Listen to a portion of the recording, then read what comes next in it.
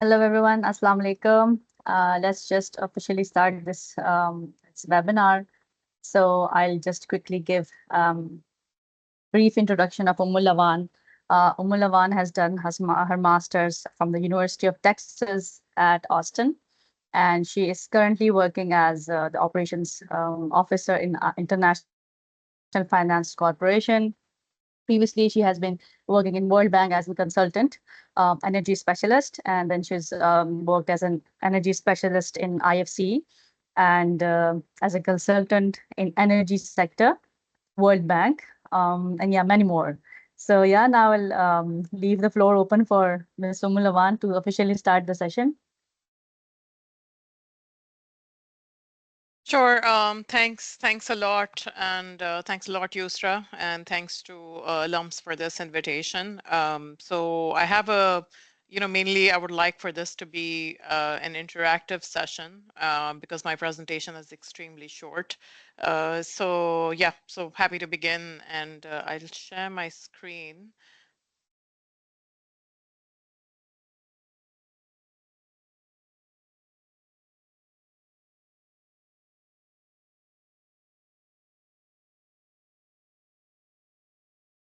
Can you see the screen? Dan, yes, we can. Okay. Okay. Okay. Okay, thanks. This is so like you said, this is Omol.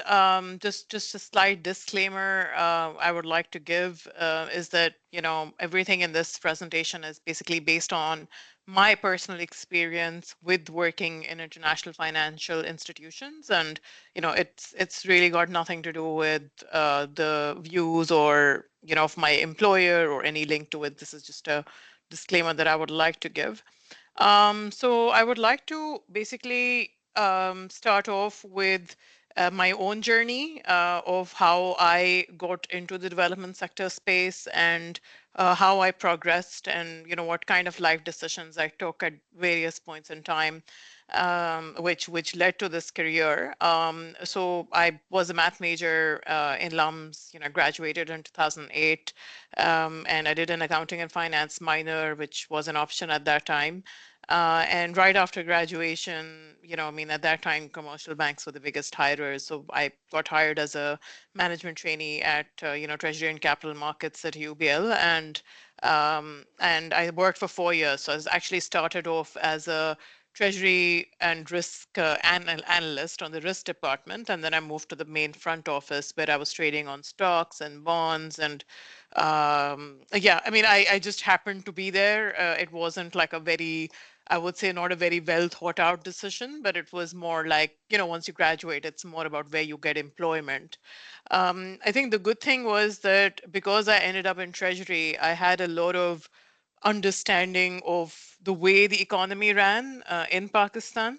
And also, like, I think I got a lot of exposure to how the power sector in Pakistan really disrupted a lot of the financial sector in Pakistan. Mainly, I don't know how many of you follow the power sector in Pakistan, but it has a major circular debt which adds to the burden of the country's economy, and it actually disrupts your financial flows in the financial system.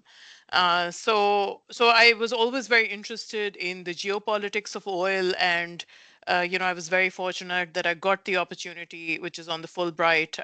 I got the Fulbright after almost 4 years to study, energy and earth resources at University of Texas at Austin.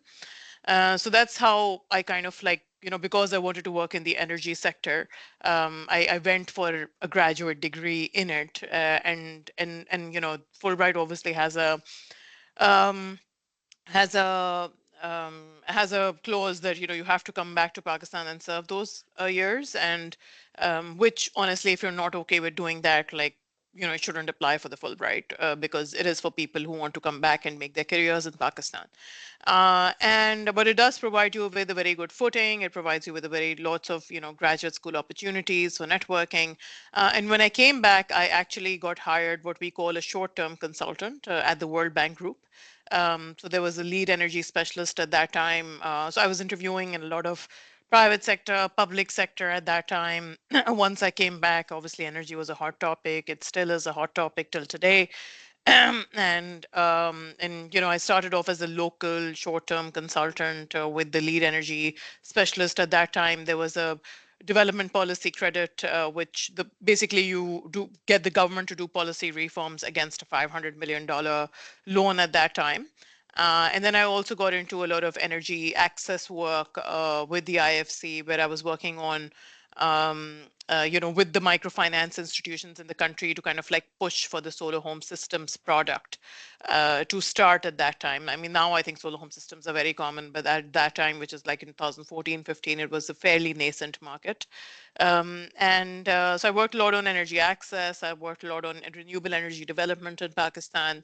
And then I think I spent a good 5 years there in the local market. And I think, I mean, a country like Pakistan, which is a developing country, it has a fairly developed private sector, but not extremely developed. You know, is really an extremely valuable experience for institutions like the World Bank, the IFC, the IMF, and all these international development institutions, because they are looking for people who have a good understanding of the development of the developing countries. So I think, I mean, just growing up in Pakistan and just graduating from there really provides you that opportunity to kind of like work in a developing country before you kind of like, you know, can work internationally. Then in 2019, you know, in 2018, I'd gone to Berlin as a tourist and I really liked it. So I decided to kind of like, you know, kind of like have a more, I wanted to like work in Europe for a while. So I actually got into this free master's program. I mean, the tuition was free and was an English based program, and it was called an integrated natural resource management, which is my latest master's. It was more like a focus on climate change and more building on my existing skill set, but honestly, I did it because I wanted to kind of like have access to a new region and experience, you know, a new market per se, right? And the World Bank was kind enough to hire me out of Berlin for my Pakistan projects that I was doing. So then I basically transitioned from a local consultant to an international consultant, which was very nice. I mean, I was working with the bank as well as studying in Berlin. And you know, I was pretty flexible on the location when you're an international consultant. And then 1 year into that, I actually got offered a full-time role at the World Bank Group, um, in which you know I was mostly working on the energy infrastructure space, but this role basically, and I actually moved to Dubai for this role, so that's where I'm based out of now. And in 2020, you know, I moved to actually I moved in 2021 because of COVID, but I got offered this role, which was really giving me the opportunity to work on Middle East and Africa at that time, and later on now my current region is Middle East, Central Asia, Pakistan, Afghanistan, and Turkey. And you know, I was basically, instead of just working on the power sector, I now had the opportunity to kind of like work on other areas of infrastructure. So which is like water, transport, cities infrastructure. So, I mean, I didn't have any plans of leaving Berlin, to be honest, but because the opportunity was so good, and it was giving me the opportunity to work on large scale infrastructure projects in so many countries, which is why I took the decision to kind of like move to Dubai, right? So yeah, so that's pretty much on my journey. And I mean, I wanted to just show you it's a long process to develop an international career. Pakistan provides you with a good base, but you know, but it's you have to also be very flexible about as and when opportunities arise, right? Like, so if you can look at my journey, I mean, I got an opportunity to go to Berlin. Obviously, a lot of them I created. You know, I applied for, you know, if I wanted to live in Berlin, I applied for some master's program there. You know, I was applying for the Fulbright earlier. Then, you know, Dubai happened, so I had to kind of like move from Berlin to Dubai. So yeah, but I don't know if there are any questions at this point, and then I can move into a further part of the presentation.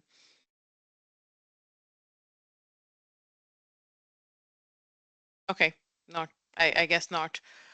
Okay, so then the second thing is, I just wanted to, what this presentation will cover, which is developing and navigating careers in international finance, required work experience and compensation. I don't have a lot to say on compensation, but I can give you what I know. But mainly my presentation is going to focus on, the first two parts.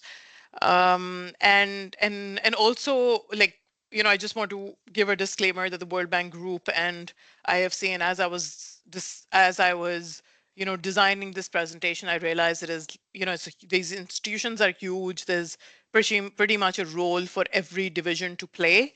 So I'm going to structure this presentation based on the two roles that I know very closely, and how is the path for those sectors, and how you can think about actively structuring your careers around that, right?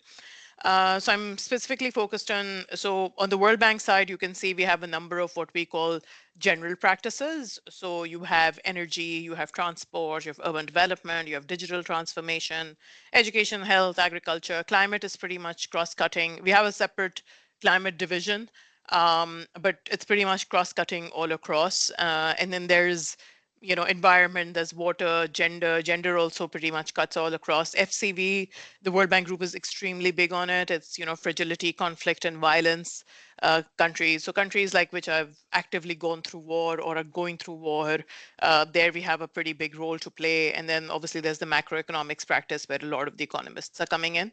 And I think that I haven't mentioned it, there's also a social protection practice. The IFC is a sister organization. It is the International Finance Corporation, which is a private sector arm of the World Bank Group. So the difference is that the World Bank actually lends to the government, it invests in the government, and their primary client is the government. And on the IFC side, our primary client is the private sector. We do work extremely closely with the government on infrastructure projects. So for example, if there's a power plant or a water plant where there is a power sector focus, there obviously we're interacting with the government and the private sector both. So we have a role to play, but it's mostly from a private sector perspective. And from my career, I've actually worked on both sides. My current role is pure IFC, and previously there's some years where I worked, exclusively with the World Bank. The IFC is structured a bit differently. It's a smaller institution. It's a more specialized institution. They're we can talk about that, but their skill set that they're looking for is slightly different, especially on the investment side. And it's divided into three main groups, which is infrastructure, which is mainly making investments in power, transport, urban. And then there's financial institutions group, which is making investments in, um, I'm just going to localize the context. So if there's an investment in UBL or HBL, then the financial institution group comes forward. And if there are investments in Engro, for example, or in Kari, then that's the manufacturing, agriculture, and services. Or there's a investment in the Serena, then that's a tourism business. So that falls into the third group. And then we have climate. Again, we have lots of climate departments. That's pretty much at the center of the institution. And there's gender on the IFC side as well. And then there's the economics and private sector development, which is essentially it has a lot of economists, and they're looking at generally the state of the countries, per se. And yeah, and I just want to touch upon, the kind of work that you get to do in these institutions is pretty interesting. And I think there are very few institutions you where you would have the opportunity to do something like this, right? So firstly, you're working on extremely impactful investments. Currently I'm working on a project which is a multi-billion-dollar project. We're looking at the investment it's the Aqaba Aman desalination project, where IFC is just one of the lenders. There are 13 other lenders. So this is a project which is essentially going to increase the water supply of Jordan by 40%, right? So that's the scale. Obviously these projects don't come every day, but that's the kind of scale that you can look at. You can also look at large scale. I've also worked, I can just give you some of my examples. I've also worked with the government of Oman on developing a data center, which there's an increased demand because of the AI and because of the general cloud kind of need in the market. So we do a lot of early stage assessments on what the market need is and how can we also mobilize the private sector to kind of like come and invest in it along with the IFC. So we play that role. And so you get to work on like some really large scale, impactful investments. And, you can also have small scale impactful investments. We supported Cardi in going international, for example. And the other thing is, this is more on the World Bank side where you actually involved in the government policy dialogue. So you have a lot of experts in the institution which you bring together to kind of give advice to the government on policy. You have the opportunity to shape the landscape of a sector. It can be water, it can be health, it can be education. You really, you have the authority with the government to kind of like provide them technical assistance that can really shape the landscape. But of course, you have to have a willing government, right? Like without that, you can't really do much. And then we have a lot of opportunity to do government and private sector capacity building. I mean, people come to us for capacity building on climate, on gender, on corporate governance. So there are lots of resources in the institution which you can pull in to kind of like feed specific clients' needs. And then you have, you get to work on cutting edge topics like AI, gender, climate, and, you really have a lot of opportunity. And I think that's sticks to the last point, which is the knowledge hub. So if you are the kind of person who really likes to read and learn about new topics, the institution provides you a lot of that opportunity. And so you can really keep yourself up to date, and you can also get your clients that kind of expertise, and you can put in projects and structures to kind of like get them involved in that as well. And I have been pushing the gender agenda, for example, for this project that I'm doing in Yemen. It's a 20 megawatt IPP, so it's a small project, but I mean, where there I actually have the ability to kind of like work with my client, who's a local Yemeni company, and the Yemeni government to kind of like talk about, to kind of like speak about the gender space. And I think the other exciting thing about working here is that there are lots of international teams and exposure. So you have people from all over the world working here. So in my Dubai office, I have like 10 different nationalities sitting next to me, and you get that exposure of international travel, international leadership, international teams that you're working with, and we're pretty much like work with global teams. So I think that alone in itself is a big learning experience. um, Okay, and now I think I've gone too long. So I'm going to go through some very practical advice on as you guys are inshallah graduating soon, or about to graduate in a few years. It's when you're looking at hiring levels, what are you supposed to be looking at, and how can you actively, if you want a career like this, how do you actively think about how do you structure your life decisions today? So like I said, I mean, the institution is huge, but I'm talking about the two streams that I have specifically worked in.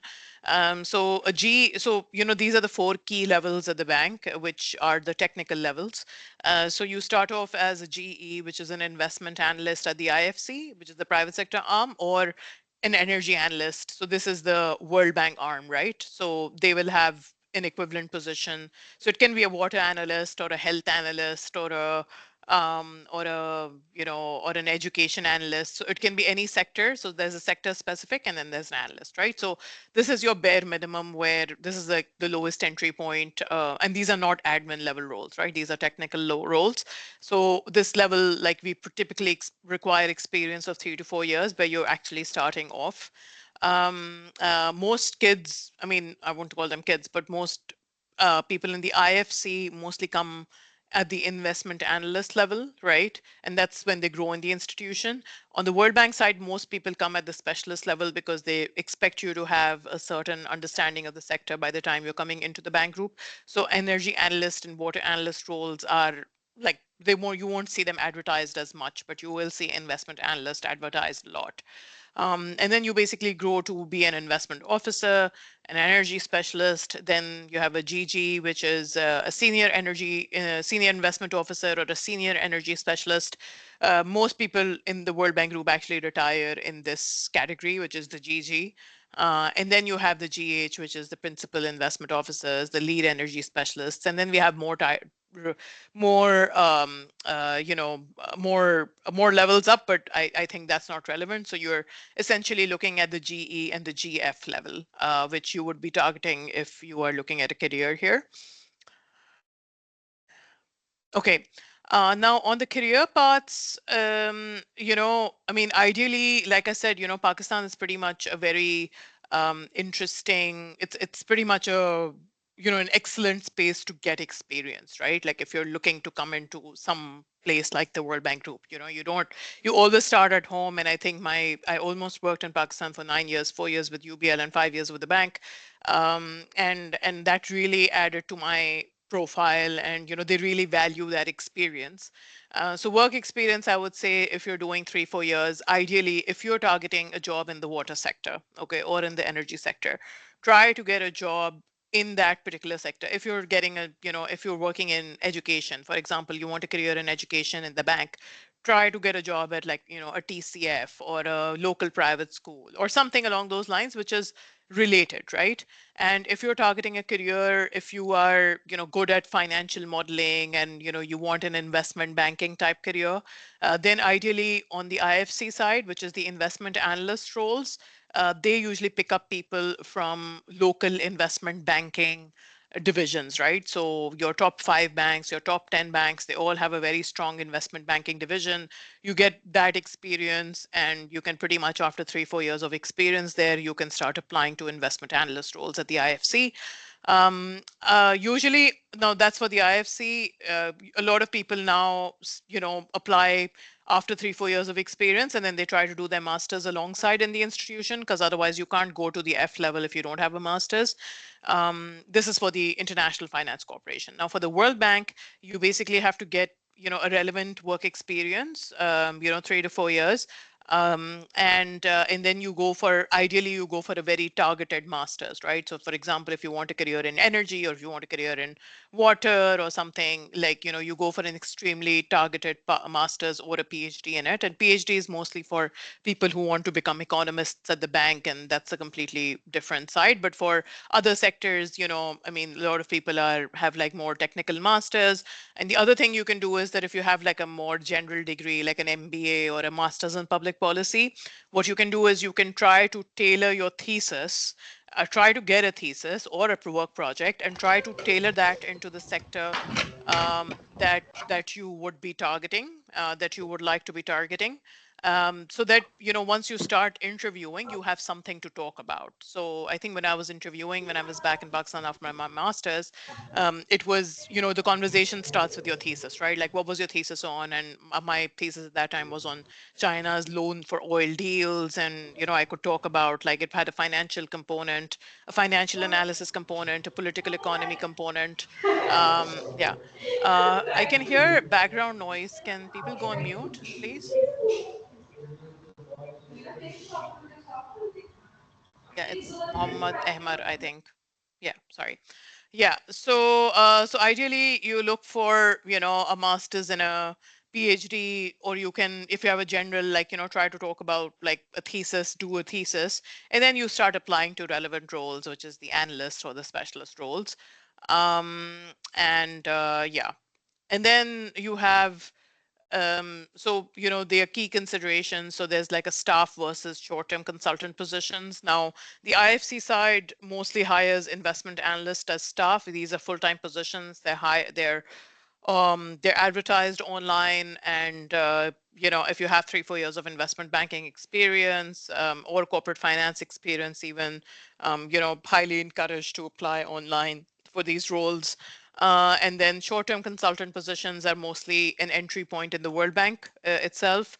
That's mostly through networking, and ideally, even if you're looking at graduate school when you go abroad, try to look at schools where the World Bank Group has a big alumni. So schools like John Hopkins, schools like Columbia, I mean, a lot of these schools have lots of alumni in the World Bank group. So it's usually a good idea to go into these schools if you're actually looking at positions at the World Bank. So, but I mean, we basically hire from everywhere. Even people locally educated from IB alums also get hired as long as they have the relevant experience.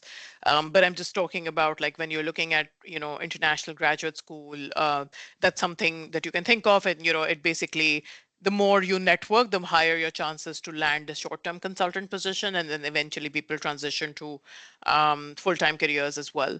Um, then you have local, again, I think I just want to give a disclaimer that these are my views and how I have seen careers go. These are not like, the views of my employer.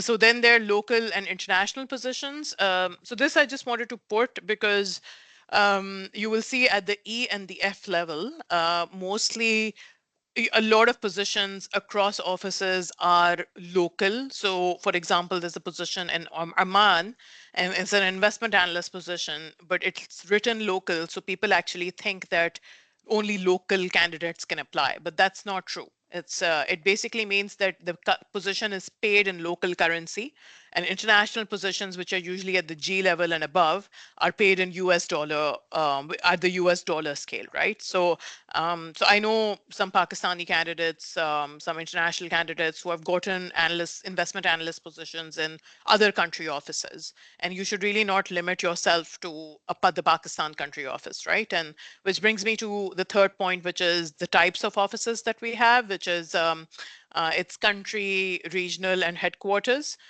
So country basically means, Pakistan, Afghanistan, Tashkent, no, yeah, Kabul used to have an office, but now it's not very active. But our country offices are, Arman. Then in my region, then there's Tashkent, there's Almaty. But these are, if you're trying to get into the institution, try to apply more to country level roles, because that's where the competition is. It's lesser. But as you move into regional and headquarters, which is regional would be a Dubai or a Singapore office, right? And then headquarters is your Washington office. I'm not discouraging you to apply across these offices, but it's usually more competitive to get into the institution in regional and headquarters as opposed to country offices. But the country offices provide you with an excellent starting point, and if you do well, you have like good opportunities to move internationally. You can also go back. A lot of people actually work internationally, come back to Pakistan. So it's an institution where people move all the time, but try to look at offices, especially, I mean, talent. It's difficult to find talent in our Africa offices. So try to apply to those roles once you have the relevant experience in order, right? Now on salary scales, we're pretty much public. And they're available online. So if you Google, I don't know, like World Bank salaries, Cote d'Ivoire, or World Bank salaries, Nairobi, Kenya, Pakistan, all the ranges are public. So you know that you're going to get paid within that range. And salaries, especially at the entry level, are really not negotiable. They're very comfortable, and once you land, I think the harder part is to get into the institution. But once you're in, then salaries are pretty comfortable, and I don't think anyone refuses these jobs because of salary purposes. But they're pretty much public, and you can have a look at whatever office that may interest you and that you may want to apply for. And yeah, sorry, I've gone way over than I thought I would, but I think my key messages are that, just be extremely mindful of your career and academic choices and start shaping your career today. So I know at this level, when you're graduating, you really don't know what you want to do. And so but I cannot stress this enough that you need to get to know what is of interest to you, right? So read about different regions, read about different sectors, identify a niche for yourself. The earlier that you identify a niche for yourself, the better you will be able to shape your career and academic choices, and you can and be flexible. So I think just be flexible when it comes to geographies, when it comes to academic opportunities, because I mean, you don't know when an opportunity pops up, and you kind of like have to take it and you have to go with it. So be flexible, get to know, and I think even when you identify a niche, when I identified energy as a niche for myself, there was still so much to kind of like specialize within the niche, right? So I mean, energy is huge. Like nowadays, you're talking about green hydrogen. There's carbon capture. There's gas flaring. There's transmission and distribution. I mean, so within the niche, like there's so much to do. So I think the earlier you identify a sector for yourself, just get good at it.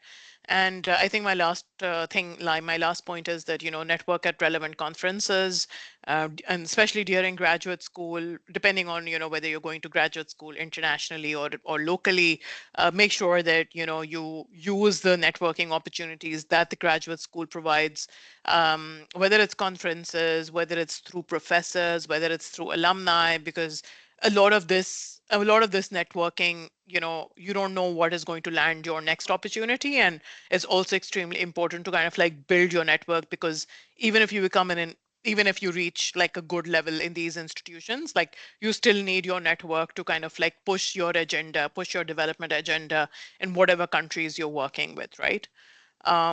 So yeah, no, with that, I'll stop. That was pretty much, yeah, I went a bit over, but happy to, hear any questions that you may have right now.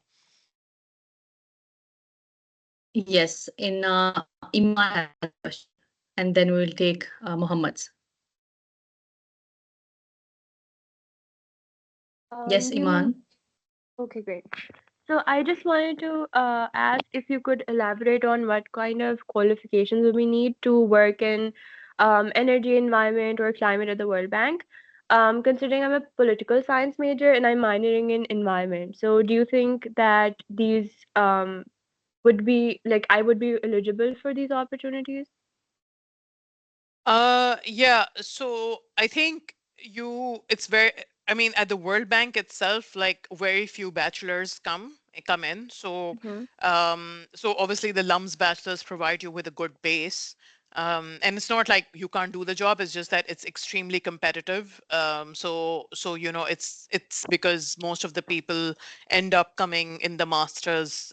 So you will ideally have to target a master's where there is ideally an energy component, right? But what you can do right now is that if you're doing, it's econ and politics, is that what you said?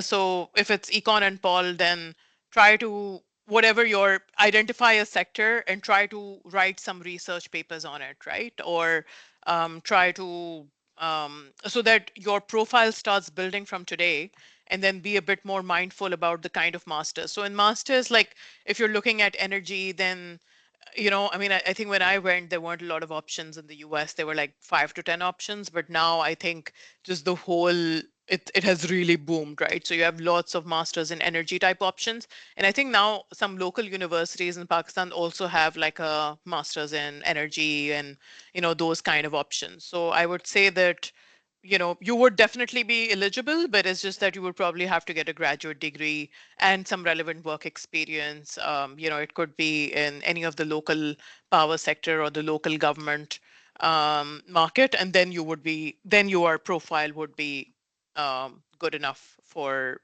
starting to apply. Okay, thank you so much. Problem. Okay, so yeah, Muhammad, please go on. Can you hear me? Yes, we can. So I'm a final year student at the business school at LUMS, and I'm majoring in accounting finance.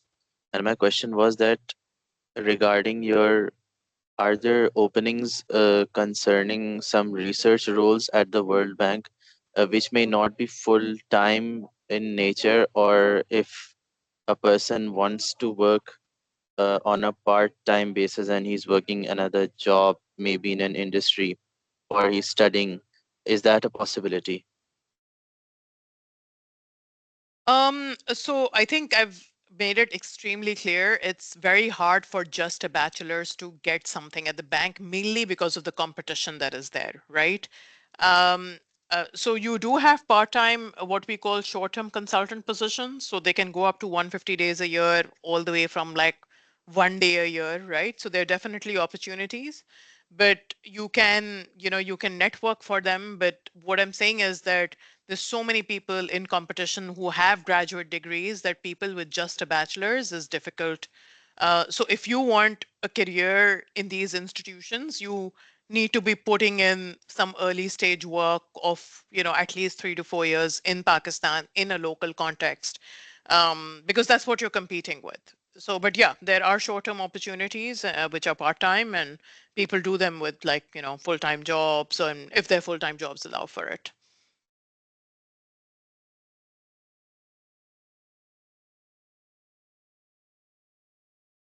Thank you. So we have some questions. Okay, Rayan, I'll take the questions in the chat later. Rayan, please go on. Hi. First of all, I just want to say thank you for being here and giving us your time. Your presentation was wonderful and quite insightful. I am particularly interested in the education sector and gender, and I wanted to ask for your insight in specific in terms of just the same thing that you said about the energy sector, but applying that to the education or the gender sector in specific, and what sort of steps I could take. And secondly, I also wanted to ask, are there any opportunities to volunteer for anything within any projects that might be happening, or anything that has an opportunity for volunteership? No, thanks, and it's very welcoming to hear a male member interested in gender, right? It's something that we really struggle with internally, and it's extremely welcome to hear, and no, extremely happy to be here as well. Thank you so much. No, so on the education sector, I'll tell you. So most of the people that I have seen, their paths usually follow. They've done what you call, what's that called? The Teach for Pakistan program.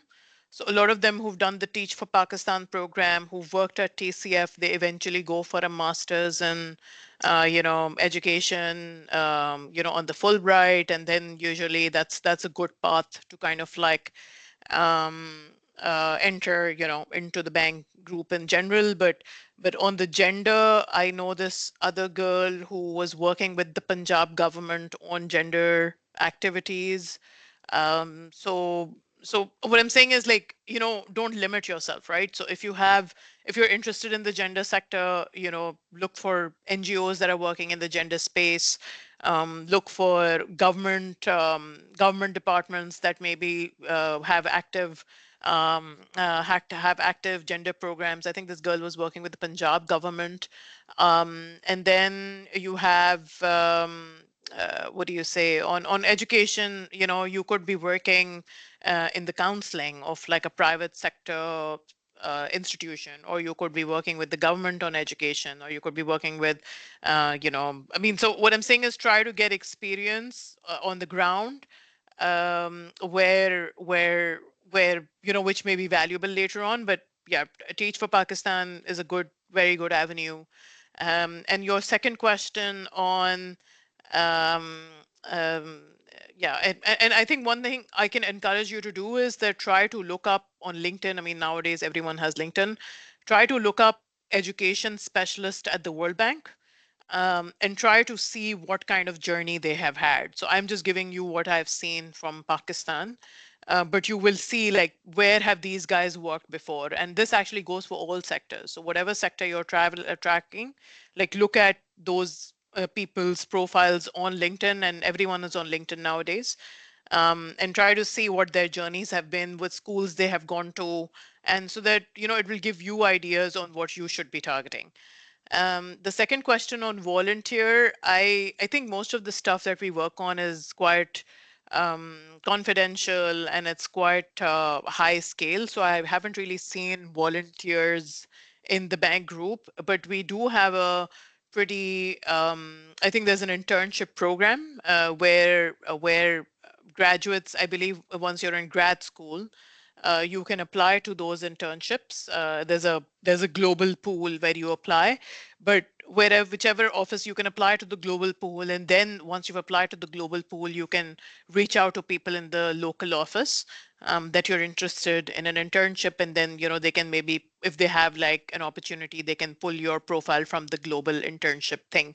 Because internships, even, I mean, I think I hired an intern a couple of years ago, even they're quite paid, like they're also paid at like at that time it was, I don't know, $160 a day or something. So I don't think I've never really seen volunteers work, but I don't know. I mean, like I said, the institution is really big, so I don't know if they have some kind of program, but I have never seen it. Thank you. Well, next question is by Nile. Yes, please, Nile, go on. Assalamu alaikum. Can you hear me? Yes. Okay, Please I go would ahead. like to clear my name is Rabia. I just could not edit the name on the screen. So I'm Okay, no Rabia, problem. and thank you so much for all this information. It was a very valuable addition from your side, learning from your experiences and everything. But please let me introduce myself a bit to you because I have a bit of complicated things that I have done so far. I have done MBA finance and then I worked in finance department of Tetra Pak in accounts and treasury. And then I left the job and because I had a family to raise and all that. And then I joined a school for a few years. And just now I did MS Public Policy, Business and Public Policy, after quite a huge, after quite a long professional gap. So I'm just trying to, come back into employment and all, and I'm just exploring opportunities for myself. So what would you suggest? Like you just mentioned that you should design your thesis in a way where you would like to, pursue your career also. So for my thesis, I actually opted for field project for my MS. And that field project is on training needs assessment of primary school teachers. Yeah. So, what's your take on how can I, further navigate my career in development sector and in these organizations that you mentioned? Yeah, no, I mean, I mean, you have a pretty okay profile. It doesn't matter. Mm. I know that, I mean, a lot of my friends are facing this who didn't, who Mm. maybe worked for 3, 4 years and then, they had a huge career break. But I don't think there is Mm. discrimination in that sense, right? I mean, you're still Okay. eligible for, I mean, you're still eligible for analyst or specialist level roles, even if you had a career break. And you're now back in education, Okay. and Mm. if you can demonstrate from your thesis, I think coming back to education is always a good idea. I mean, I went for a second master's, at the age of 33. I Yeah. mean, so it's really not. I mean, Okay. I think Wow. when I went Yeah. to Mm. Berlin, I mean, people are there resetting their lives at 40. So this whole thing of being extremely structured is really our own construction. So I Yeah, think, yeah, that's I mean, true. focus on Mm. your master's thesis, and try to get experience in that sector. So if education is your area, if you've Mm. already worked in a school, Mm. you maybe focus on your thesis, and then yeah, and then you Mm. can, once you have enough experience in that area, you can start applying to education level roles in these institutions. There's absolutely nothing Mm. stopping you, and your years of experience will still get counted whether or not you're in the workforce or not. Okay, so I will need experience for applying for these positions even now. Like if I want to go into education and I have experience as a teacher for 3 years, I No, would it's good still need more enough. experience or is okay, that's No, fine. it's good enough. Okay. You can apply, and yeah, I mean, try Mm. to, I would say that if you don't, obviously these institutions, if you don't get an immediate opportunity, try to get a Mm. job. I mean, especially if you're working on public policy side, like try to get a job with some education department in the government, right? Okay. On the government side, because they really value this whole policy experience. And then, because you've also on the ground teaching experience, then, Mm. your chances of getting picked up by these institutions increase. Okay. Thank you so Yeah. much.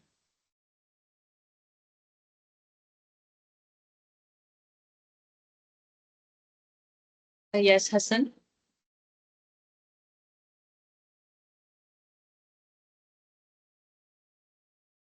I think you're on mute. Okay, Hassan just raised his hand, but never mind. We'll take the questions from the chat. So Ahmed Am I? Zubair, Yeah, now we can hear yes, you, Hassan. Hassan. Yeah. Yes, thank you. And it was really an insightful session. And for reference, I would like to tell you that I have a bachelor's degree in electrical engineering, and my internship was with General Electric. And I'm here enrolled in the data analytics program in masters here at LUMS. And I would like to point out that energy markets and power energy markets really inspired me. So if you could give me a few tips in this regard, and maybe some years down the lane I could land in development sector.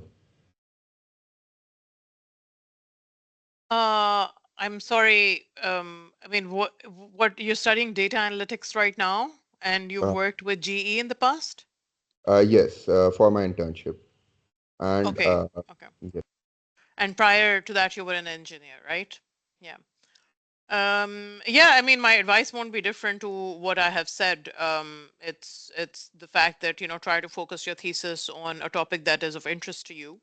And I mean, in the energy space, I would say, when I came back after my master's, I was interviewing with, the PPL, and I think there was OGDC, then there was K Electric. I mean, there was so many local energy companies, Hupco. I mean, there's so many companies where you can kind of like work locally.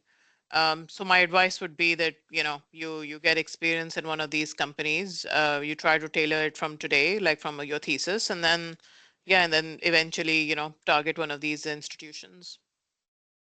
We actually have a field project as a part of our degree. So, if you could give me a few areas where I could search for this field project. Yeah, I don't know. I am not familiar with the field project, but you could reach out to these energy companies, because I'll tell you, these institutions are very big on renewable power, right? So ideally, you look at renewable power companies where you could do a field project with. I don't know what that could look like. That's something that you could do. But the other thing that these institutions are big at are transmission and distribution, right? So they're looking at how can they increase investments in transmission and distribution. So you could look at, right now Pakistan has a big private sector distribution program going on. So you could also look at working on with discos on some topic which, which may put you at a more so obviously, if you're looking at financial analysis, that's great. But even on the technical side, you could look at, designing a project there. But I'm just brainstorming. But yeah, but ideally, an energy company in the local space where you could, where you could leverage. All right, thank you. Welcome. Thank you. Okay, Iman has a question. Yes, Iman. Hi, Omar. How are you? I'm well, Hello. thank you. Yeah. Hi. So, I was recently working with Payam from IFC, and I got to know that IFC's first point of funding was packages, and I'm currently working at packages as a legal consultant. And I got to know about IFC and how, like, people. I can't hear you, Iman. I think your internet connection is cutting out. Iman, maybe you can type your question and then we'll get back to you. We have some questions in the chat. Ahmed Zubair asks that can we join the World Bank and IFC right after undergrad, or does it require a prior experience in development sector? Yeah, I think I've already answered this.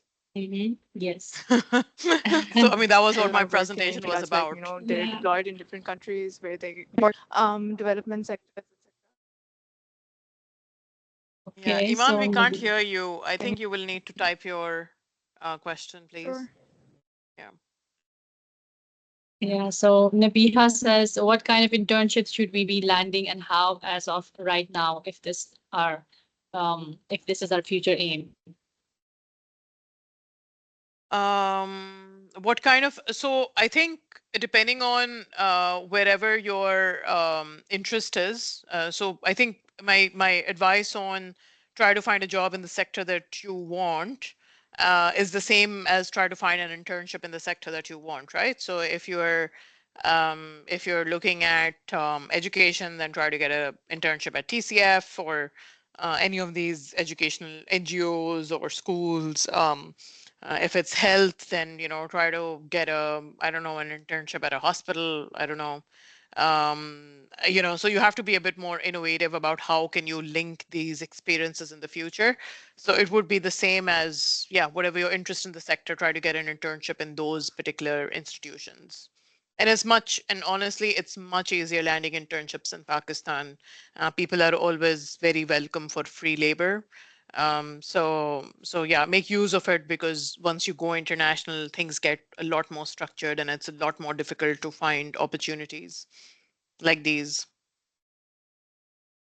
Thank you.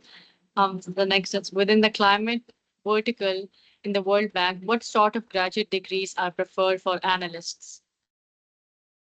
I think so mostly on the climate side, we usually hire at the specialist level. I haven't really seen, I'm sure there are climate analyst roles, but I haven't seen them a lot. It's mostly people who have studied like sustainability with a climate angle. And I think now a lot of these sustainability courses are looking at, kind of like teaching people on how to kind of like do those climate adaptation and mitigation calculations. So that's something, by the way, you can also learn by yourself. I mean, there are lots of guides online, there are workbooks which you can use to kind of like see how you do these calculations. But I think this is a more developed market where there are lots of think tanks which are doing the climate analysis. I think the gold standard is these UNFPCC reports, where you do, where you kind of like can also learn how these calculations are done. But yeah, I wouldn't say they're climate specific degrees, but I think they're more like climate specific topics like courses. So for example, my master's that I did from Berlin, which is MSc in Integrated Natural Resource Management, it had lots of courses on climate, where you learn to do these calculations and just generally understand the climate problem in the world. So yeah, it would be along those lines. And again, you can always do a general degree with a climate specific thesis. That's the best way to market yourself. Thank you. So the next question is by Nabiha. Would you recommend going for grad school right after undergrad or have some work experience before? Asking this in terms of knowing the right field, the right time, for example, energy or gender or something else. I would highly recommend getting work experience before you go for grad school. Because after grad school is when you would want to be targeting these institutions, and it would be difficult to do that if you don't have experience.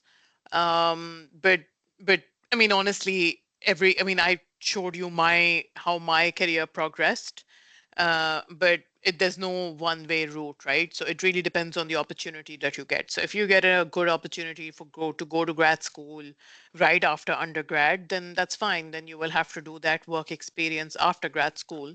But generally, I mean, I've just had these discussions a lot with my other friends who are in development careers, and we all feel that it's much better to get the experience before you go for grad school. Mainly, I just want to add one point to that is because then when you're thinking about your thesis, like it's a lot more informed because you've had the experience. Like you kind of like have a lot more clarity on what you would like to do in the future, and then you can design your coursework and your thesis work around that. Thank you. Zaki says, I wanted to ask about specializing in particular sector. Since you have primarily been working on energy projects, is it better to specialize within a specific stream? I would say yes. I think finding your own niche really helps. But I think I've talked a lot about my energy experience, but I'm actually working on a water project and a data center project right now. And they're pretty massive projects, so I'm learning. But I think it really depends on your role. So on the IFC, you have a lot more, like the infrastructure team does digital plus transport plus water. But even within our team, people become specialized in a certain area. So yeah, I would say it's good to specialize, but if you get in your job, if you get the opportunity to work on something else, I mean, go for it. So yeah. All right. So Ali says, what are the skills and education World Bank looks, WBG looks while hiring for energy analysts? Is it the financial skills or education, technical or maybe mix of both? What is a typical day at WBG being an energy analyst? Um, uh, it's so I would say it's a mix. I would say it's a mix of all of these. I think they basically want to get people. So I think I would differentiate. So on the World Bank side, they're very big on people who know the sector well. Okay, so they would like to see people who understand how the sector works, and which is why I'm saying it's kind of like a mix of what you're saying. So obviously you have to have a technical understanding, you have to have you have to understand how the finances of that sector work, because essentially, I mean, our core product is that we lend to governments, right? So we need to get those loans back. So it has a development impact, yes, but at the end of the day, I mean, these are all financial institutions. On the IFC side, they're actually looking at more financial modeling skills, and they're looking at how can you do you actually know how to run a transaction or not, and it's more specifically focused on an investment on a particular private sector project. So they're actually looking at specifically financial and modeling skills at the analyst level. So it really depends, and yeah. All right. Yasser says, I have 2 years of experience of working in the water and sanitation sector for the Punjab government while working as an SDO, being a civil engineer. Then I did my construction business for over 5 years and then a private job at a university for a year. Now I'm 34 and doing my MBA. I'm interested in infrastructure finance. Is it too late to be at the bank? No, I mean, it's not late at all. I mean, people also come to the bank in their 50s and 60s, so it's not late at all. So you can always start targeting to apply. Okay, so Iman says, how technical should our graduate and undergraduate be in terms of mathematical content? It's always good to have mathematical. I think mathematics degrees and courses are generally very respected because it demonstrates that the candidate has the ability to think. But I think when you're talking about specific courses, like it's good to, I mean, these stata and econometrics and data analysis and, the financial analysis courses are also extremely valuable. So yeah, these can only add to the skill set, but what you study is very different from what you do in the workspace. I would say, like, I did use my graduate degree quite a bit. I would say, yeah, maybe my math stuff I didn't use a lot, but like I said, it it develops your ability to think. But get try to do things which not everyone is doing and which kind of like sets you apart, right? So yeah. Okay, so we have a lot of questions coming in. Iman says, I'm interested in IFC careers. I'm a law graduate and want to work there, but not sure what's the criteria. Um, yeah, so like I said, I have not worked in the legal work stream. I do work a lot with lawyers. but most of them come from, so I can't really comment on, how I've commented on my journey and how I feel like you can come in. So I can't really comment in that way for legal careers. But from what I've seen, they mostly come from, I mean, I think they usually have English law degrees, and they've served in some firm, some high level firm before coming to the IFC. But you could always, I think they're called legal counsel. So if you search on LinkedIn, legal counsel jobs, I mean, so legal counsel, at IFC, like you will see their journeys, and you can always, all of you can always go to www.worldbank.org/jobs, where all these jobs are advertised. So you can look at the job description of a legal analyst. I don't think they have analysts, but legal counsel. And you can look at the criteria there. So it's a very transparent institution. The criteria is extremely public. So all the information on, what does it take for a water specialist or an energy specialist or a legal counsel, you can pretty much look at the job description online. It's all public. So yeah. Okay, so Mohammed Umar says, give a bit details on internships in World Bank for undergrads. There's no internship program for undergrads. Right. So Ali says, do you have any more advice for econ majors who wish to work in the World Bank as an economist in the macroeconomic economics department? What kind of experience would best serve to get into positions along those lines? So I think that's mostly research. I think they would do research at think tanks, or they would have, I guess, like you could come from even the banking. I guess that would be equity research. Like there are lots of brokerage houses. They have a lot of research where you're basically kind of like looking at the economy kind of work. And then ideally, I mean, you could also be working at the Ministry of Finance. That's where a lot of our economists also come. Or you could do a master's in economics, or a PhD in econ, because economists' jobs at the World Bank mostly require a PhD. They might not require a PhD. I know a couple of master's people who have gotten jobs as economists at the bank, but they constantly have that pressure to do a PhD, right? So, but I would say it's like, yeah, mostly research jobs or jobs where you're required to analyze, the country in general. Okay. I wanted to ask you about specializing in a particular sector. Okay, this is done. Yeah. I wanted to know if your work is more concentrated towards the finance and investment side of energy projects. Now it is, but previously it was not. I've worked on the policy side, where you basically tell the government that they need to take X policy actions against a certain lending program that you have. So that's more on the policy side. Then I was a lot involved on the market sector development for solar home systems in Pakistan. Now my job is more focused on doing the early stage development of eventual investments that we're going to be doing in private sector. So yeah, currently yes, but previously that wasn't the case. Like it was more sector and broad. Anam, can you please mute yourself? Okay. So Rabia says, any internship opportunities for masters?